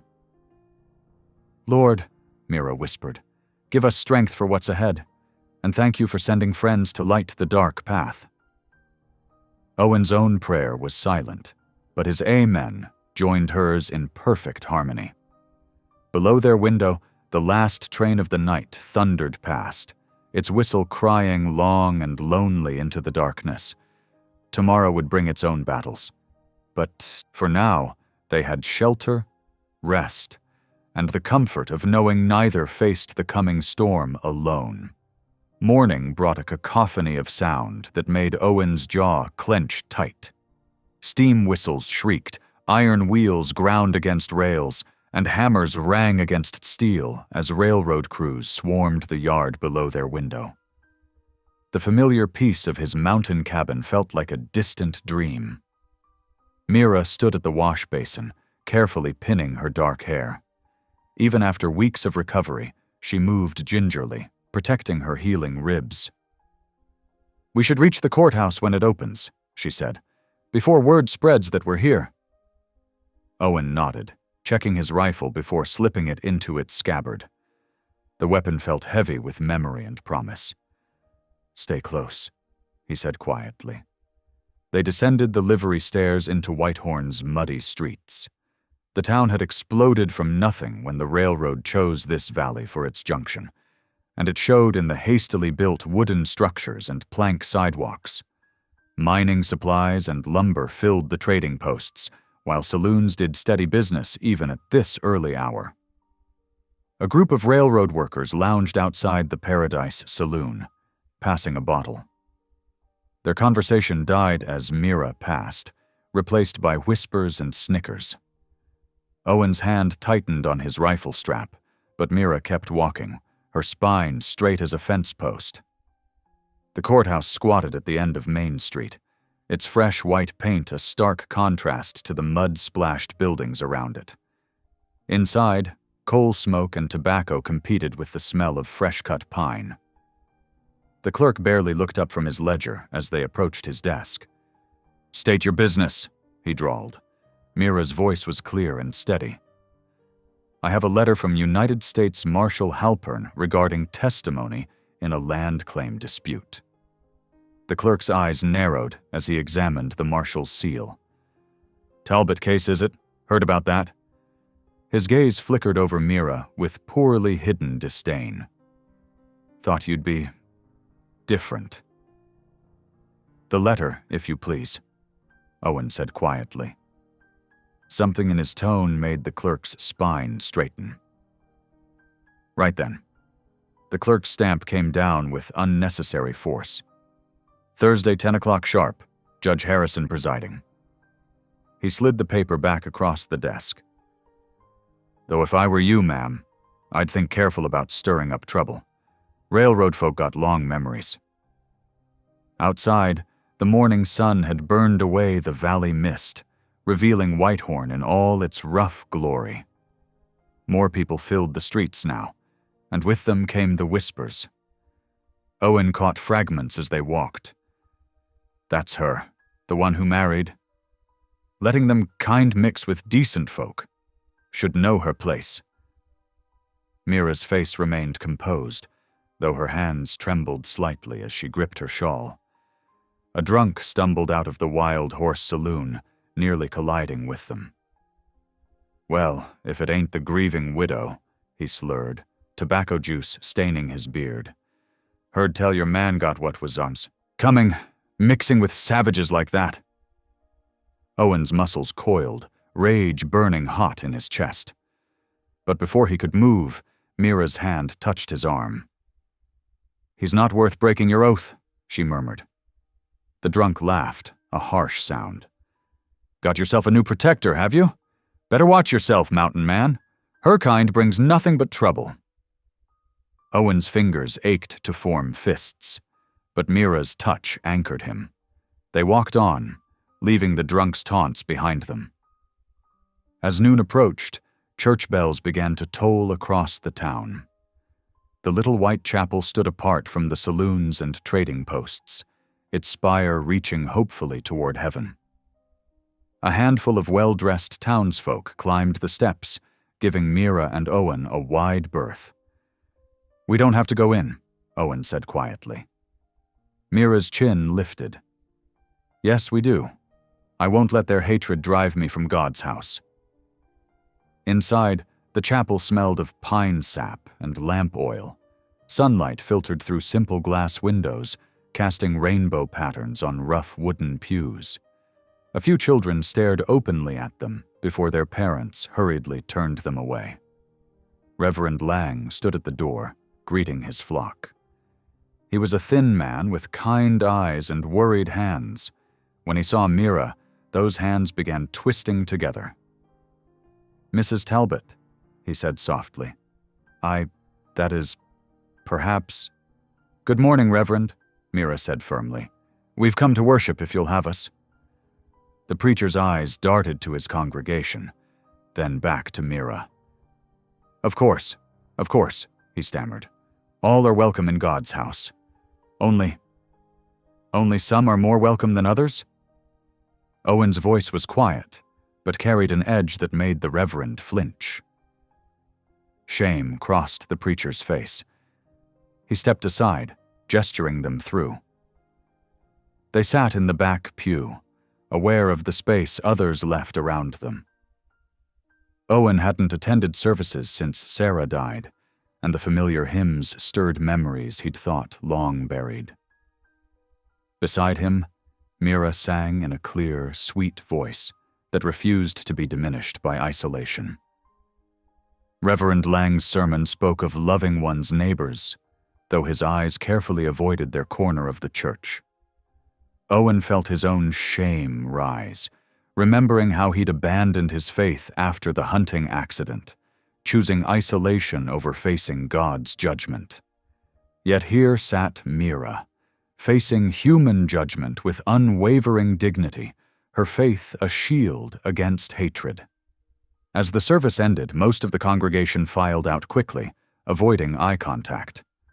A few children lingered, curious, until their mothers dragged them away with harsh whispers about keeping proper company. Mira remained seated until the chapel emptied, her hands folded carefully in her lap. Only then did Owen see the tears she'd held back, though her voice remained steady. "Thank you," she said softly. "For what?" "For standing with me, for not letting your anger overcome your principles." She smiled faintly. "For showing me that faith can wear a quiet face and still move mountains." Owen looked at her. This woman who'd endured beatings, prejudice, and loss, yet still claimed her place in God's house. His own faith stirred, like spring water breaking through winter ice. "Reckon you're the one moving mountains," he said gruffly. "I'm just watching and learning." They walked back to the livery stable through streets now filled with after-church crowds. The whispers continued, but they seemed to matter less. Owen realized that true strength lay not in his trigger finger, but in Mira's quiet dignity, in choosing love over hatred, courage over fear. The locomotive whistles still pierced the air, but they no longer set his teeth on edge. Perhaps, he thought, watching Mira climb the stable stairs with determined grace, God's voice could be heard even in the chaos of Whitehorn. It just took the right kind of silence to hear it. The morning sun painted Whitehorn's courthouse steps in golden light. Mira stood at the bottom, her hands smoothing her best dress, the one Owen had helped her mend by lamplight. Her ribs still ached, but determination straightened her spine. "Ready?" Owen asked quietly. She nodded, though her fingers trembled as they gripped the handrail. Together they climbed the wide wooden steps, their boots echoing against worn planks. The courthouse doors stood open, morning breeze carrying the scent of fresh-cut pine and coal smoke from the railway yard. Inside, the courtroom buzzed with whispered conversations. Wooden benches creaked as townsfolk shifted to watch them enter. Mira felt their stares like physical things, but kept her chin high. Owen's steady presence at her shoulder gave her strength. Judge Harrison sat behind his elevated desk, silver-haired and stern-faced. His gavel cracked against wood, bringing silence. "Case number 47, the clerk announced. "Land deed dispute and assault charges. Talbot versus Montana Northern Railway Company." Mira approached the witness stand, her steps measured despite her healing injuries. The Bible felt cool beneath her palm as she swore her oath. "State your full name for the record," Judge Harrison instructed. "Mira Elizabeth Talbot. Please tell this court, in your own words, what occurred on the night of February 3rd. Mira's voice remained steady as she described that terrible night. "3 men came to my home. They claimed to represent the railway's interests. When I refused to sell my land, they—" Her hand unconsciously touched her ribs. "They struck me repeatedly. They took my copy of the deed and left me for dead in the snow." In the gallery, Silas Reeves lounged against the railing, his expensive suit a stark contrast to the rough clothes around him. A slight smile played at his lips as Mira testified. "Would you recognize these men?" the judge asked. "Yes, Your Honor. One was Mr. Reeves's personal secretary. The others were deputies under Sheriff Grant's authority." A murmur rippled through the courtroom. Judge Harrison's gavel cracked again. "And how did you survive this assault?" "I walked for hours in the storm. Providence led me to Mr. Kearney's cabin." Mira's eyes found Owen's. "He saved my life." Owen took the stand next, his large hands looking out of place on the Bible as he swore his oath. He spoke simply but clearly about finding Mira half frozen, her injuries consistent with a severe beating. "Did Mrs. Talbot say anything when you found her?" the judge asked. "Yes, sir. She begged me not to let them find her. She was terrified." "And you nursed her back to health?" "Did what anyone would do, Your Honor." Owen's quiet dignity filled the courtroom. "Couldn't leave her to die in that storm." The railway's lawyer tried to paint Mira as a troublemaker, suggesting her late husband's reputation made her claims suspicious. But Judge Harrison cut him off sharply. "This court will not entertain prejudice as legal argument," the judge declared. "The facts are clear. Mrs. Talbot holds legal title to her land. No amount of corporate pressure changes that fact." He shuffled through the documents before him, then looked up sternly. "I hereby order the immediate reinstatement of Mrs. Talbot's original deed. Furthermore, I am opening a formal investigation into the assault charges. Sheriff Grant and his deputies will report to the territorial marshal for questioning." The gavel fell with finality. Court adjourned.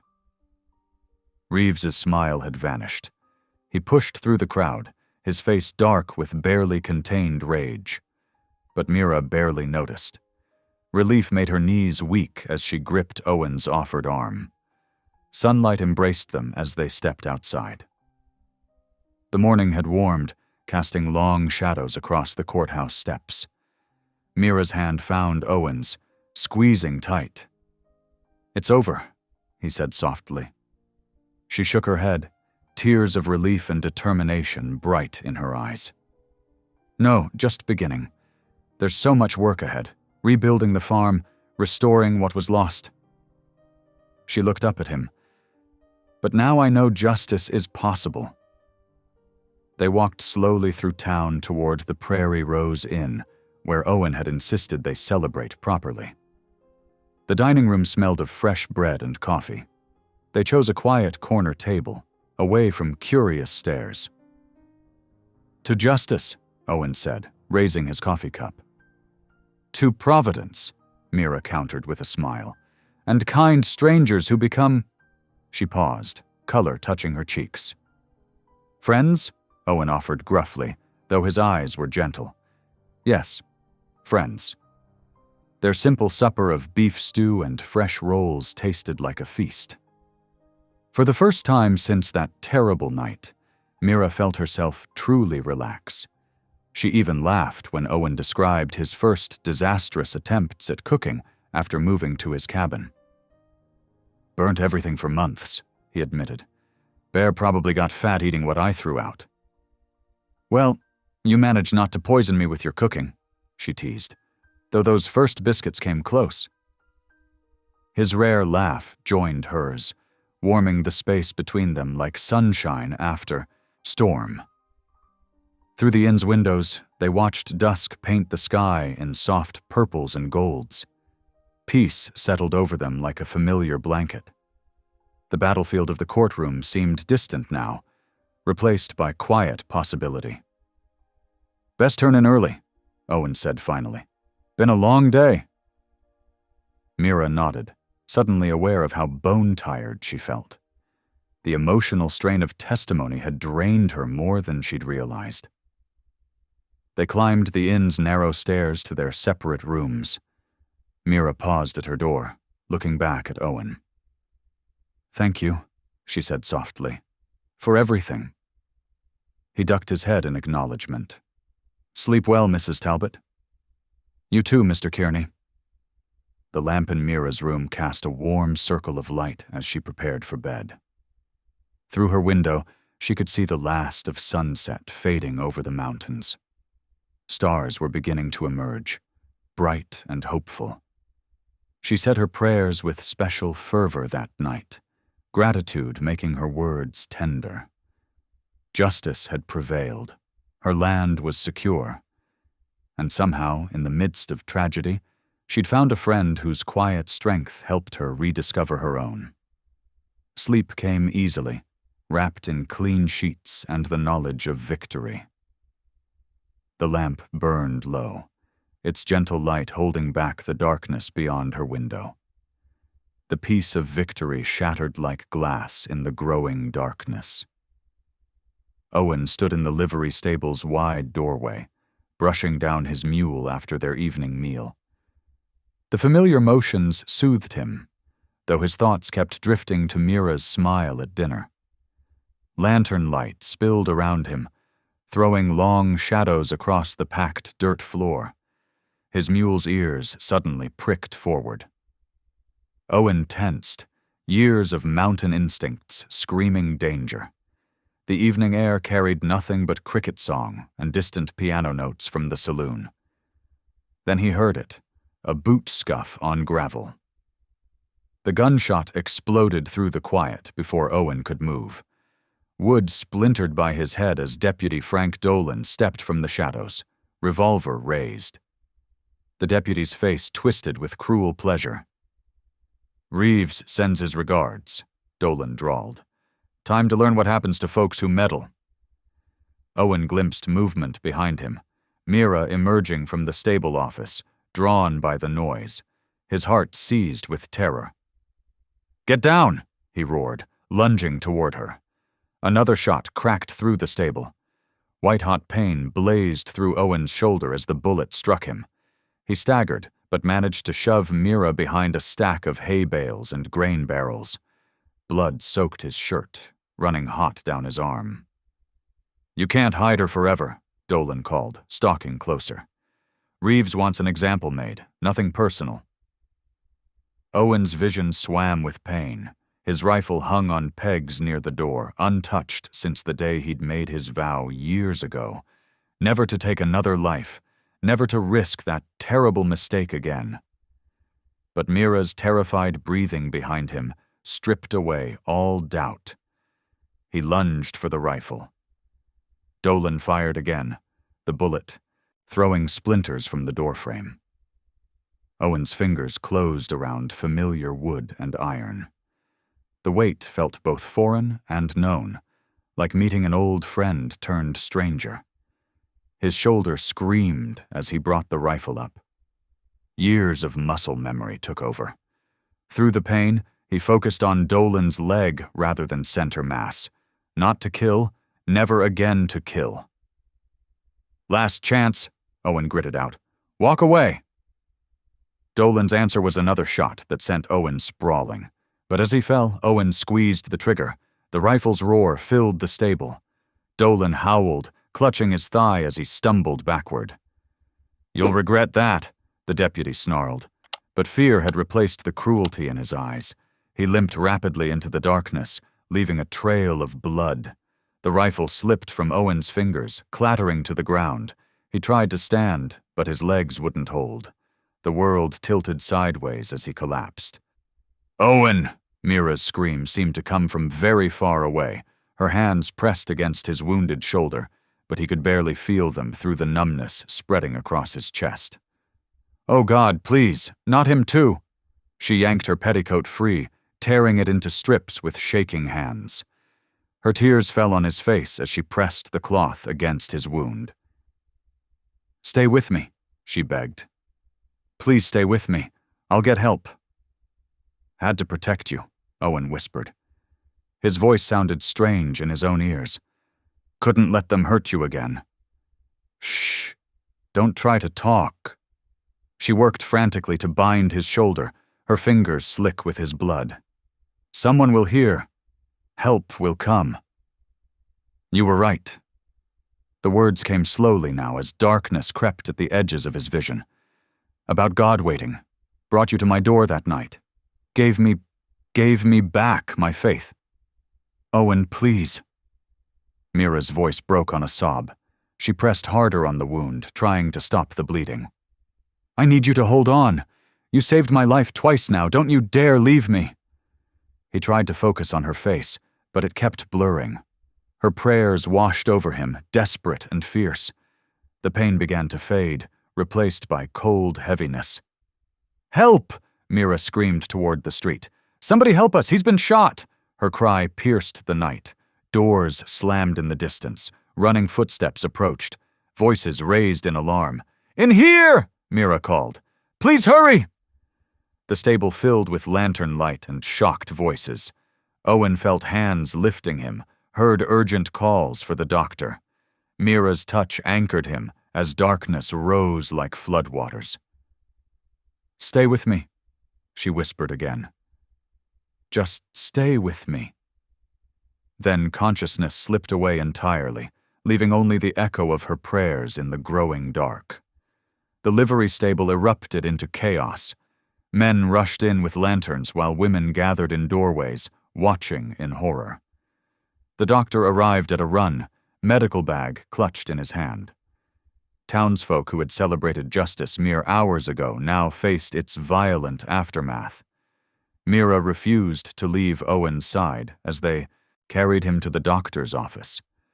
Her skirts were stained with his blood, her face tear-streaked but determined. She gripped his cold hand as the doctor worked, whispering prayers into the tense quiet. Around them, the town awakened fully to the violence in their midst. Marshal Halpern arrived to find witnesses and organize a search for the wounded deputy. But Mira noticed none of it. Her world had narrowed to the rise and fall of Owen's chest, each breath a victory against encroaching darkness. The doctor worked through the night to remove the bullet and stop the bleeding. Outside his window, lanterns bobbed through the streets as men searched for Deputy Dolan. But the only sound in the surgical room was the doctor's quiet commands and Mira's ceaseless prayers. Dawn was just beginning to paint the eastern sky when the doctor finally straightened, wiping blood from his hands. "He's stable," he said softly. "The bullet missed anything vital, thank God. With rest and care, he should recover." Mira's tears fell freely then. Tears of relief, of gratitude, of bone-deep exhaustion. She sank into a chair beside Owen's cot, still clutching his hand. "I'll stay with him," she said. The doctor nodded, understanding in his tired eyes. "I'll bring you some coffee. Try to rest yourself. You've had quite a night." But Mira knew sleep would not come.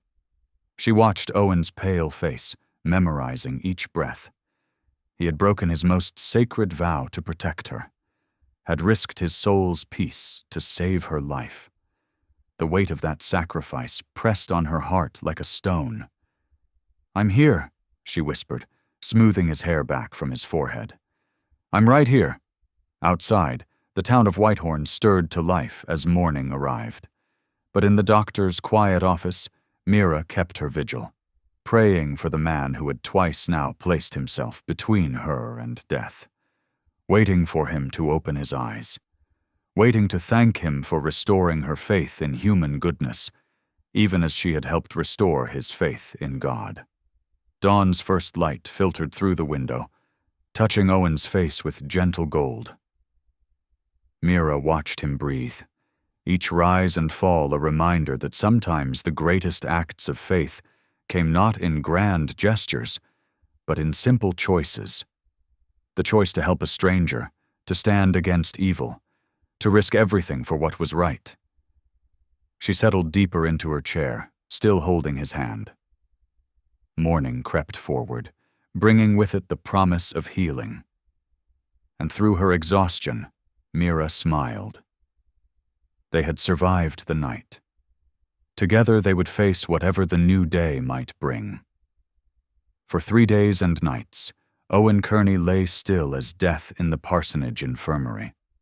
The bullet wound in his shoulder had brought fever, and with it came dark dreams that made him thrash against the sheets. Through it all, Mira Talbot sat vigil, her hand rarely leaving his. The small room smelled of carbolic acid and prayer. Morning light filtered through muslin curtains, casting patterns on the whitewashed walls. Mira dabbed Owen's forehead with cool cloths, her own exhaustion forgotten as she watched each labored breath. "You must rest," Reverend Lang urged, bringing her tea and bread. "The doctor says he's fighting well." But Mira only shook her head. "He didn't leave me when I needed him. I won't leave him now." The Reverend watched her gentle ministrations, shame clouding his features. On the second evening, as thunder rumbled outside, he pulled a chair beside her. "I must confess something," he said quietly. "When you first came to church that Sunday, I turned away. I knew what Reeves and his men had done to you, but I stayed silent. Fear of men made me forget my duty to God." Mira looked up from Owen's pale face. "Fear is a heavy chain," she said softly, "but it's never too late to break it." Something in her words sparked resolve in the Reverend's tired eyes. The next morning he rode out to find Marshal Halpern. His petition detailed everything he had witnessed of Reeves's corruption over the months: falsified deeds, threatened farmers, hired thugs who enforced the railroad's will with fists and fire. Word spread through Whitehorn like spring thaw.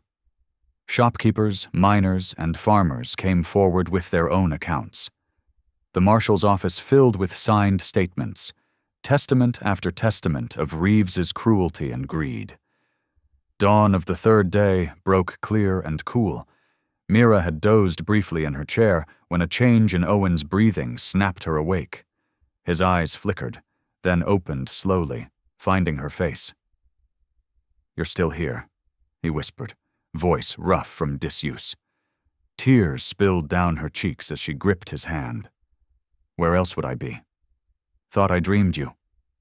His fingers tightened weakly around hers. "No dream," she said. "And justice is coming, Owen. The whole town's turning against Reeves now. Your courage woke something in people." Outside, spring rain fell soft as mercy on the dusty streets. Owen drifted in and out of consciousness through the day, but each time he woke, his gaze was clearer. The doctor pronounced the fever broken. A week passed in slow recovery. Mira read to him from his wife's Bible, her voice steady and sure. Together they watched spring creep across the mountains through the infirmary window. Then one morning, boots thundered on the parsonage steps. Marshal Halpern strode in, flanked by deputies. His face was grim but satisfied. "We've arrested Reeves," he announced. "Him and 3 of his men, including Deputy Dolan. Found him hiding in a line shack, still nursing that leg wound you gave him, Kearney." Owen's hand found Mira's, squeezing faintly. "Good," he whispered. "The railroad's disowning them," Halpern continued. "Too much evidence of their schemes. Your land claim is safe now, Mrs. Talbot, and there'll be justice for what they did to you both." Mira's shoulders sagged with relief. Years of fear and loss seemed to lift away, leaving her light as morning air. She turned to thank the marshal, but Owen's grip on her hand tightened. "Stay," he murmured. His eyes held hers, earnest despite his weakness. "There's work yet to do." She understood what he meant, not just healing, but building something new from the ashes of their separate sorrows. The thought filled her chest with warmth. "I promise," she said softly. "We'll build something lasting. Together." The rain had stopped outside, leaving the air fresh and clean. Through the window they could see townsfolk gathering in the street, sharing news of the arrests. The Reverend's bell rang out clear and strong, calling people to give thanks. Mira settled back in her chair beside Owen's bed, still holding his hand. They had survived winter's worst and spring's storms. Now healing could truly begin, not just for them, but for the whole community. Justice and mercy had taken root in Whitehorn's soil at last. The summer sun beat down on freshly hewn timber as Owen Kearney watched Mira inspect the schoolhouse foundation. His shoulder still ached from the gunshot wound, but he insisted on helping, even if only to supervise the work. "The floor needs to be level here," he called out, pointing with his good arm. His voice carried the quiet authority of a man who had built his own cabin in the wilderness. What began as their solitary project soon drew unexpected help. Former adversaries, perhaps seeking their own redemption, arrived with tools and lumber. Even those who had once whispered against Mira now brought offerings of nails and window glass. "Never thought I'd see the day," Mira said softly one evening, watching the walls rise beam by beam. "These same men who turned away at church now break bread with us." The transformation wasn't limited to the white settlers. Native families from the nearby reservation, hearing of the schoolhouse, sent word through their council. Their children, too, would be welcome to learn. Mira's eyes filled with tears when she received their message. It was everything her late husband had dreamed of. As the structure neared completion, Owen spent hours carefully carving letters into the main crossbeam. His shoulder protested, but he worked steadily, each letter a meditation on their shared journey. When finished, the words read, "Through the pain, grace," in clean, deep strokes. "It's perfect," Mira whispered, tracing the letters with her fingers. Owen stood behind her, remembering the night he'd found her half dead in the snow. How far they'd come from that desperate moment. Opening day dawned bright and clear. Mira had polished the small brass bell until it shone like gold in the morning light. Children gathered in the yard, some in clean homespun, others in beautifully beaded buckskin. Their parents lingered, watching with mixed hope and wariness. The bell's clear tone rang out across the valley. One by one, the children filed into the freshly built schoolhouse. The smooth pine floors still smelled of sawdust and possibility. Sunlight streamed through real glass windows, casting warm squares on the row of simple desks. Mira began with the alphabet, her voice strong and sure. She pointed to letters carefully written on the new slate board, leading her diverse group of students in recitation. Owen watched from the doorway, his injured shoulder still tender but healing. His heart swelled with quiet pride.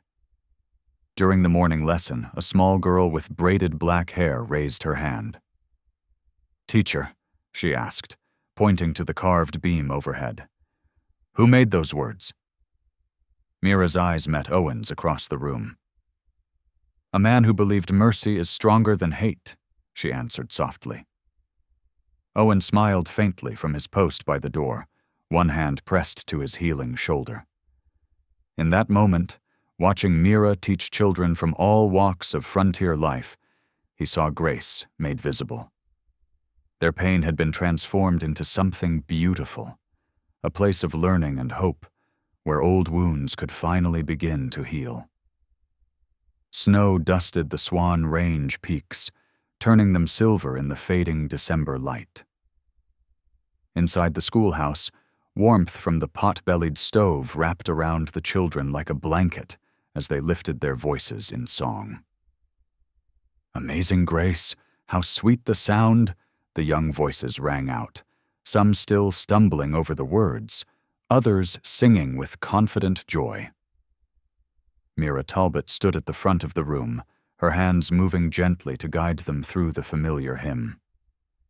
Lamplight from wall sconces cast a golden glow across their eager faces, settler children and native children alike, united in song. As the final notes faded, Mira smiled at her students. "That was lovely. Remember your reading for tomorrow, the first chapter of Robinson Crusoe."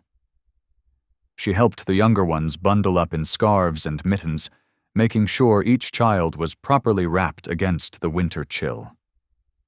Sarah Running Deer, one of her oldest students, lingered to help stack primers. "Teacher," she said softly, "my grandmother says you're brave like the winter wind, strong enough to change things."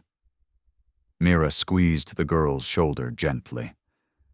"Your grandmother is wise, but change comes from all of us working together."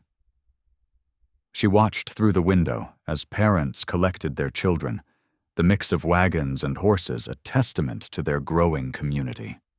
After the last child departed, Mira gathered her shawl and stepped out onto the schoolhouse porch. The cold air nipped at her cheeks, but her heart warmed at the sight before her. Owen Kearney sat astride his bay mare, holding the reins of her own gentle sorrel. His beard was flecked with gray now, and the old wound in his shoulder still troubled him sometimes, but his eyes held a peace she treasured. "Thought you might join me for supper," he said quietly, that slight Irish lilt still warming his words. "Storm's coming in, but we've time enough." Mira secured the schoolhouse door and walked carefully through the fresh snow to accept his help mounting. Her ribs rarely pained her now, but the memory lived in her careful movements. As she settled into the saddle, Owen's hand lingered protectively on her arm. They rode in comfortable silence along the familiar trail, their horses' hooves making soft prints in the pristine snow. The path took them past the cabin where everything had changed, where Owen had once found her half dead in a blizzard. Smoke curled from the chimney now, rising straight and true in the still air. No longer a hermit's refuge, but a home again. Owen helped her dismount at the cabin door, his movements gentle despite his weathered strength. Inside, the familiar scents of wood smoke and cooking stew wrapped around them. The same table where she had once lain bleeding now held 2 tin plates, 2 cups, a loaf of fresh bread. While Owen tended to the horses, Mira hung her shawl on its peg and stirred the stew bubbling in the iron pot. Every motion felt right, as if her hands had always known these walls, this hearth. When Owen returned, stamping snow from his boots, she had the bowls filled and waiting. They sat across from each other, steam rising between them like prayers. The lamplight caught the silver in Owen's hair, the laugh lines around his eyes that hadn't been there when they'd first met. Mira reached across the table and touched his rough hand. "They broke my ribs," she whispered, "but not my spirit." The words carried all the weight of their shared journey, her fight for justice, his broken vow of isolation, the healing they'd found together. Owen's fingers tightened around hers. "And you mended mine," he answered simply. In those few words lay everything: his guilt over the hunting accident, years of self-imposed exile, the redemption he'd found in choosing mercy over violence that night at the livery stable. Outside, snow began to fall in earnest, big flakes drifting past the frosted window panes. The same window through which Owen had once shown her elk tracks to distract her from pain now framed the peaceful winter scene. Without need for words, they bowed their heads together. The fire crackled softly in the hearth, a counterpoint to their silent prayer. Here sat the mountain man who had forgotten how to trust, and the woman who had taught him to live again. Their joined hands on the worn wooden table spoke of a love born of suffering, tempered by faith, and made stronger for the trials they'd endured. In the gathering dusk, the cabin glowed like a beacon of hope on the mountainside. Within its walls, two souls once broken had found their way to wholeness. The snow continued to fall, wrapping the world in pristine white, while inside, the warmth of grace and healing filled every corner of the home they now shared. Thank you for listening. Stories connect us in the most unexpected ways. If you felt that spark today, make sure you're subscribed. I share a new one daily, and the next might change your day.